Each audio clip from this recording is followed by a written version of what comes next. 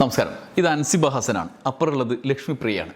അൻസിബ ഹസനെ ലക്ഷ്മിപ്രിയ ഒരു യൂട്യൂബ് ചാനലിലൂടെ അവഹേളിച്ചുകൊണ്ട് അധിക്ഷേപിച്ചുകൊണ്ട് ഇൻ്റർവ്യൂവിൽ അപരാധം വിളിച്ചു പറഞ്ഞു. അൻസിബ ഹസൻ അതിൽ പരാതി ഉണ്ടായി. അത് പോലീസിൽ പറഞ്ഞു. സാധാരണ ഒരു സ്ത്രീ, പ്രത്യേകിച്ചും കേരളത്തിലെ പൊതുമധ്യത്തിലിരുന്ന് തന്നെ ഒരാൾ ഇമാതിരി ഒരു പൊതു മീഡിയയിൽ വെച്ച് അപമാനിക്കുന്നു, അപരാധം പറയുന്നു, പ്രചരിപ്പിക്കുന്നു എന്ന് പറഞ്ഞ് കംപ്ലയിൻറ്റ് കൊടുത്താൽ ക്രിമിനൽ പ്രൊസീജിയർ പ്രകാരം FIR ഇടുക എന്നുള്ളത് പ്രാഥമികമായ നടപടിയാണ്. കേരള പോലീസ് ആ പരാതി അവരുടേത് സ്വീകരിച്ചു എന്നുള്ളതിനപ്പുറത്ത് പോലീസ് കേസിലേക്ക് പോയില്ല. നേരത്തെ 2 കേസിൽ സമാനമായ സാഹചര്യങ്ങളുണ്ടായിരുന്നു. അത് ഇതിലും ഗുരുതരമായതും മറ്റു ചില പ്രശ്നങ്ങളിലേക്ക് വിരൽ ചൂണ്ടുന്നതുമായിരുന്നു. എന്നാൽ കോടതി നിർദ്ദേശപ്രകാരം 2 കേസിൽ പിന്നീട് FIR ഇടേണ്ടി വന്ന സാഹചര്യമാണുള്ളത്. ഒന്നാമത് നമ്മൾ ഈ വീഡിയോയിൽ ഈ സാഹചര്യമാണ് പരിശോധിക്കുന്നത്. അമ്മയിലെ കേസുമായി ബന്ധപ്പെട്ടാണ് ഈ കേസ്. കേരള പോലീസ് കേസെടുക്കാതെ FIR ഇടാൻ നിങ്ങളെ കേസ് നടത്താനല്ല ഞങ്ങൾക്ക് പണി എന്ന് അവരോട് പറഞ്ഞു എന്നുള്ളതാണ് പുതിയ ആരോപണം. രമേശ് ചെന്നിത്തലയാണ് നമ്മുടെ ആഭ്യന്തരമന്ത്രി. ചെന്നിത്തലയെ വിളിക്കുകയും ചെന്നിത്തല FIR ഇടുന്നതിന് നിർദ്ദേശിക്കാമെന്ന് പറയുകയും ചെയ്ത കാര്യം അൻസിബ പരസ്യമായി തന്നെ വെളിപ്പെടുത്തുകയും ചെയ്തതാണ്. ഒടുവിൽ ലക്ഷ്മിപ്രിയയുടെ ഈ വാദം ആണ് പോലീസ് സ്വീകരിക്കുന്നത് എന്ന മട്ടിലേക്ക് കാര്യങ്ങളെത്തി. നേരത്തെ തന്നെ അൻസിബ തീവ്രവാദിയാണ് എന്നുള്ള ആരോപണം വന്നു. ടിനി ടോമിനെതിരായ കേസിൻ്റെ കാര്യം. അത് കഴിഞ്ഞ് അൻസിബയെ പോലീസ് സ്റ്റേഷനിൽ വിളിച്ച് ലക്ഷ്മിപ്രിയയും അവരുടെ പരാതിയിന്മേൽ അത് ആ പോലീസ് സ്റ്റേഷനിലെ ചുമതലക്കാരിയായ പോലീസ് ഉദ്യോഗസ്ഥയും കൂടി വിചാരണ ചെയ്തു എന്നുള്ള കംപ്ലയിൻറ്റ് വന്നു. ഇതൊന്നും കേസെടുക്കാൻ തയ്യാറായിരുന്നില്ല. അതിനുശേഷം ഇവർ ചില പ്രത്യേക കേന്ദ്രങ്ങളിലേക്ക് പോലീസിനെ നിയന്ത്രിക്കുന്നത് സർക്കാരല്ല, കോൺഗ്രസിൻ്റെ സർക്കാരല്ല, അമ്മയിൽ തന്നെ സ്വാധീനം ഏറ്റെടുക്കാൻ ശ്രമിക്കുന്ന ചില സംഘപരിവാർ കേന്ദ്രങ്ങളാണ് ഈ പോലീസ് നിയന്ത്രിക്കുന്നുള്ള ആരോപണം വരെ ഉന്നയിച്ചതാണ്. രമേശ് ചെന്നിത്തല അതിൽ ഇത്തരത്തിലുള്ള ഇടപെടൽ നടത്തി എന്നുള്ള വെളിപ്പെടുത്തലും വന്നതാണ്. പക്ഷേ പോലീസ് അനങ്ങുന്നില്ല. പോലീസ് പറയുന്നത് ഞങ്ങൾക്ക് നിങ്ങളെ കേസെടുക്കലല്ല പണി എന്ന്. പ്രത്യക്ഷത്തിൽ ഇങ്ങനെ ഒരു ആരോപണം അതിൻ്റെ തെളിവ് സഹിതം സോഷ്യൽ മീഡിയയിൽ നിലനിൽക്കുകയാണ്. ലക്ഷ്മിപ്രിയക്കെതിരായ ഈ ആരോപണം. എന്നിട്ട് കേരള പോലീസ് കേസെടുക്കുന്നില്ല. പോലീസ് ഇപ്പോൾ അക്ഷരാർത്ഥത്തിൽ പ്രതിക്കൂട്ടിലായിരിക്കുകയാണ്. ഇത് കോടതിയിൽ വരുമ്പോൾ ഇതിന്മേലും വിശദീകരണം, വിമർശനം ഒക്കെ കോടതിയുടെ ഭാഗത്തു നിന്ന് വന്നുകൂടായികയില്ല എന്നുള്ള സാഹചര്യമാണ്. ചുരുക്കത്തിൽ അഭിനേതാക്കളുടെ സംഘടനയിലെ പ്രശ്നങ്ങളിൽ കേരള പോലീസിൻ്റെ പേരുദോഷത്തിലേക്ക് കാര്യങ്ങൾ നയിക്കുന്നു പോലീസിൻ്റെ നിലപാട് മൂലം എന്നുള്ള സാഹചര്യമാണ് ഉള്ളത്. പോലീസിൻ്റെ നിലപാട് യഥാർത്ഥത്തിൽ എന്താണ്? അമ്മയിലെ അംഗങ്ങൾ സംഘടന എന്നുള്ളതിനപ്പുറത്ത് പൗരൻ കൂടിയാണ്. പ്രത്യേകിച്ചും അൻസിബ ഉന്നയിച്ച പ്രശ്നം പ്രധാനമാണ്. എന്താണ് നിലവിലെ സാഹചര്യം? ലക്ഷ്മിപ്രിയ ഒരു യൂട്യൂബ് ചാനലിന് അഭിമുഖം അനുവദിക്കുകയും അതിൽ ഹോട്ടൽ മുറിയിൽ മറ്റൊരാൾക്കൊപ്പം ഇവർ കണ്ടു എന്നുള്ള അപരാധം പറയുകയും ചെയ്തു. ഒന്നാമത്തേത്. പിന്നെ മദ്യപിച്ചു എന്നുള്ള അപമാനം പറഞ്ഞു. ഇങ്ങനെ പല രീതിയിൽ മറ്റു ചില സാമ്പത്തികമായ കാര്യങ്ങൾ, മതം മാറ്റുന്നു എന്നുള്ള തരത്തിലുള്ള നേരത്തെ ഉള്ള നീക്കങ്ങളുടെ തുടർച്ചയായിട്ടുള്ള വിമർശനങ്ങളിലേക്ക്, അല്ലെങ്കിൽ വിമർശനം എന്ന് പറയാൻ പറ്റില്ല, അത്തരത്തിലുള്ള ആക്ഷേപത്തിലേക്ക് സൂചിപ്പിക്കുന്ന പരാമർശങ്ങൾ നടത്തി. ഇത്തരം കാര്യങ്ങൾ പറയുമ്പോൾ അതിന് ഇരയാകുന്ന ആൾ അതെനിക്ക് അപമാനമാണ്, അതിൽ ക്രിമിനൽ പ്രൊസീജിയർ പ്രകാരം നടപടി വേണം എന്ന് പറഞ്ഞ് കോടതിയെ പോലീസിനെ സമീപിക്കുകയാണ്. അപ്പോൾ പോലീസ് അത് FIR ഇടാൻ പോലും തയ്യാറാകാണ്ട് ക്ലോസ് ചെയ്യുകയാണ്. കോടതിയിൽ റിപ്പോർട്ട് കൊടുക്കേണ്ട സാഹചര്യത്തിലേക്ക് കാര്യങ്ങൾ പോയി എന്നുള്ളതാണ്. എന്തായാലും ഈ കാര്യം നമ്മുടെ മുമ്പിൽ നിൽക്കുകയാണ്. ഇപ്പോൾ ഈ 3ാമത്തെ കേസിലാണ്. നേരത്തെ ടിനി ടോമിനെതിരായ കേസും മറ്റേ ലക്ഷ്മിപ്രിയക്കെതിരെ തന്നെ മറ്റൊരു കേസും, ഒരു പോലീസ് ഉദ്യോഗസ്ഥർക്കടക്കമുള്ള കേസ് ഞാൻ പറഞ്ഞല്ലോ. എന്തായാലും ഈ സാഹചര്യത്തിൽ അൻസിബയുടെ ഒരു പ്രതികരണം വന്നിട്ടുണ്ട്. ആ പ്രതികരണം കൂടി നോക്കിയിട്ട് നമുക്ക് മറ്റ് പ്രധാനപ്പെട്ട കേസിൻ്റെ, ലക്ഷ്മിപ്രിയക്കെതിരായ പോലീസ് ഉദ്യോഗസ്ഥർക്കെതിരായ കേസിൻ്റെ FIRലേക്ക് കൂടി പോകണം. അൻസിബ ഈ കേസിൽ ലക്ഷ്മിപ്രിയ ചാനലിലൂടെ, യൂട്യൂബ് ചാനലിലൂടെ അധിക്ഷേപിച്ച കാര്യം പറഞ്ഞ് പോലീസ് എടുത്ത നടപടിയിൽ ഉള്ള രോഷം പ്രകടിപ്പിച്ചുകൊണ്ടുള്ള അവരുടെ ഫേസ്ബുക്ക് പോസ്റ്റ് ഞാൻ വായിക്കാം. എന്നെ യൂട്യൂബ് ചാനലിലൂടെ അപകീർത്തിപ്പെടുത്തുകയും ഒരു സ്ത്രീയെ അപമാനിക്കാവുന്നതിൻ്റെ പരമാവധിയിലെത്തിച്ച് അസത്യ പ്രചരണം നടത്തുകയും ചെയ്ത പ്രതികൾക്കെതിരെ ഞാൻ പാലാരിവട്ടം പോലീസിൽ പരാതി നൽകിയിരുന്നു. എന്നാൽ ഈ വിഷയം കേവലം ഒരു മാനനഷ്ട കേസ് മാത്രമാണ് എന്നാണ് പാലാരിവട്ടം പോലീസ് ഇന്ന് കോടതിയിൽ റിപ്പോർട്ട് നൽകിയിരിക്കുന്നത്. അതിനൊപ്പം അൻസിബ നൽകുന്ന പരാതികൾ അന്വേഷിക്കലല്ല കേരള പോലീസിൻ്റെ ജോലിയെന്ന് സർക്കാർ കോടതിയിൽ പറഞ്ഞതായും അറിയാൻ കഴിഞ്ഞു. സ്ത്രീത്വത്തെ അപമാനിക്കുന്നതിനെ ഏത് തുലാസിലാണ് നിങ്ങൾ അളക്കുന്നതെന്ന് വ്യക്തമാക്കണം. എങ്കിൽ ഇത്തരം സാഹചര്യങ്ങളിൽ നേരിടേണ്ടി വരുന്ന അപമാനങ്ങൾ കളയാൻ ഞാൻ തയ്യാറാണ്. പ്രതികളുടെ നിലവിലെ പ്രവൃത്തി എൻ്റെ സ്ത്രീത്വത്തെയും വ്യക്തിത്വത്തെയും അങ്ങേയറ്റം അപമാനിക്കുന്നതാണ് എന്ന് ബോധ്യമുള്ളതിനാലാണ് ഞാൻ നിയമപരമായി പരാതി നൽകിയത്. ഇനി അധികാരികൾ കാണുന്ന സ്ത്രീകൾക്ക് ഇത് അപമാനമായി തോന്നുന്നില്ലെങ്കിൽ ഞാൻ നൽകിയ പരാതിയുടെ പേരിൽ നിങ്ങളോട് ക്ഷമ ചോദിക്കുന്നു. പക്ഷേ ഈ വിഷയത്തിൽ നീതി തേടി ഏതറ്റം വരെ പോകാനും ഞാൻ തയ്യാറാണ്. കാരണം നിങ്ങൾ തകർക്കാൻ ശ്രമിച്ചത് എൻ്റെ അന്തസ്സിനെയാണ്, എൻ്റെ സ്ത്രീത്വത്തെയാണ്. അത് നഷ്ടപ്പെടുമ്പോഴുള്ള വേദന അനുഭവിക്കുന്നവൾക്ക് മാത്രമേ മനസ്സിലാവൂ. നിങ്ങൾക്കത് മനസ്സിലാകില്ല. കാരണം ആ വേട്ടക്കാർ നിങ്ങളിലേക്ക് എത്തുന്നതുവരെ നിങ്ങൾ സുരക്ഷിതമാണല്ലോ. ഒന്നോർക്കുക, ഹിൽ പാലസ് കേസിലും കടവന്ത്ര കേസിലും നിങ്ങൾ ഇതേ നിലപാടാണ് സ്വീകരിച്ചത്. എന്നാൽ ഒടുവിൽ നിങ്ങൾക്ക് ജനമധ്യത്തിൽ നാണം കെട്ട് നീതി നടപ്പിലാക്കേണ്ടി വരുന്നു. ഈ കേസിലും അതിൽ നിന്നും വ്യത്യസ്തമായി ഒന്നും സംഭവിക്കാൻ പോകുന്നില്ല.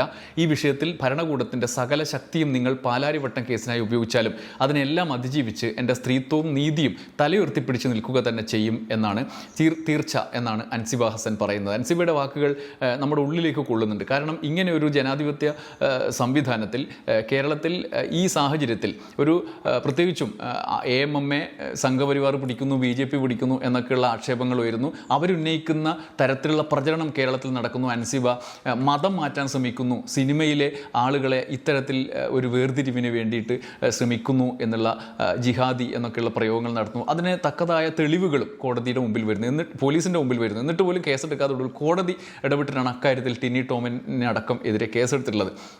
ഇപ്പോൾ ഇതേ സാഹചര്യമാണ് മറ്റൊരു കേസിലും സംജാതമായത്. അവിടെ ലക്ഷ്മിപ്രിയ, BJPയുടെ സ്ഥാനാർത്ഥിയാകാൻ ഇറങ്ങി പുറപ്പെട്ട ലക്ഷ്മിപ്രിയയാണ് അവിടെ നിൽക്കുന്നത്.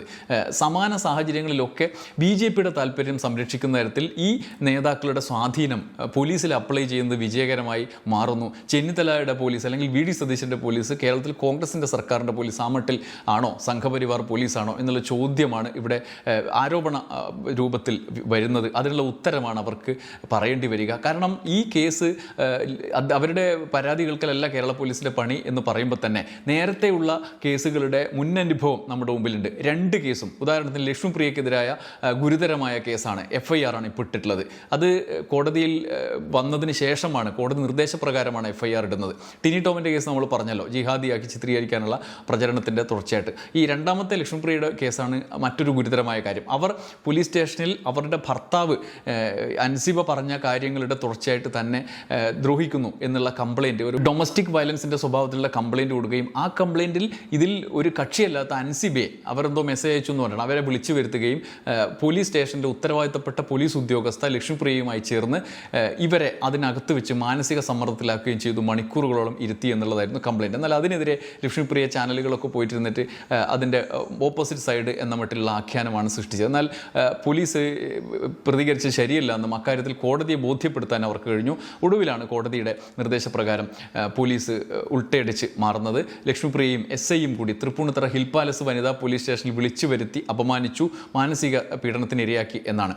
നേരത്തെ പരാതിയിൽ കഴമ്പില്ല എന്ന് പറഞ്ഞ അതേ പോലീസ്, ലക്ഷ്മിപ്രിയ ഒക്കെ ഈ കേസിൻ്റെ പ്രതിക്കൂട്ടിലേക്ക് ഇപ്പോൾ വന്നിരിക്കുകയാണ്. തൃപ്പൂണിത്തുറ വനിതാ സെൽ SI രേഷ്മ, ലക്ഷ്മിപ്രിയ ഭർത്താവ് GH എന്നിവർക്കെതിരെയാണ് നിലവിൽ ആ കേസിൽ കുറ്റപത്രം ഉള്ളത്, FIR ഉള്ളത്. നേരത്തെ നടൻ ടിനി ടോമിനെതിരായ പരാതിയിലും സമാനമായ നിലപാടായിരുന്നു പോലീസിന്. എന്നാൽ കോടതി നിർദ്ദേശപ്രകാരം പിന്നീട് കേസെടുക്കേണ്ടി വന്നതാണ്. വ്യാജ പരാതിയുടെ മറവിൽ മാനസികമായി പീഡിപ്പിച്ചു എന്നാണ് അൻസിബ പറയുന്നത്. മണിക്കൂറുകളോളം പോലീസ് സ്റ്റേഷനിൽ അവരെ ഹരാസ് ചെയ്തു എന്നുള്ളതാണ്. സ്റ്റേഷനിൽ നിയമപരമായ സംരക്ഷണം ലഭിച്ചില്ലെന്ന് അന്ന് തന്നെ അവർ ആരോപിച്ചിരുന്നതാണ്.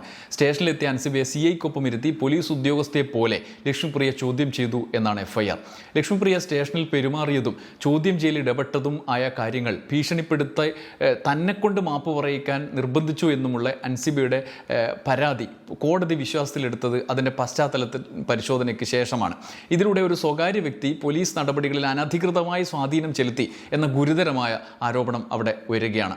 ലക്ഷ്മിപ്രിയ FIRൽ ഉൾപ്പെടുത്തിയിരിക്കുന്ന ആരോപണങ്ങൾ ഗുരുതര സ്വഭാവമുള്ളവയാണ്. അനധികൃത തടങ്കൽ, മാനസിക പീഡനം, ഭീഷണിപ്പെടുത്തൽ, നിർബന്ധിച്ച് മാപ്പ് പറയിക്കൽ തുടങ്ങിയവയാണ്. അത്തരം കുറ്റകൃത്യങ്ങളാണ് ലക്ഷ്മിപ്രിയക്കെതിരെയും ഈ ഉദ്യോഗസ്ഥർക്കെതിരെയും ലക്ഷ്മിപ്രിയയുടെ ഭർത്താവിനെതിരെയും ഉന്നയിക്കപ്പെട്ടിട്ടുള്ളത്.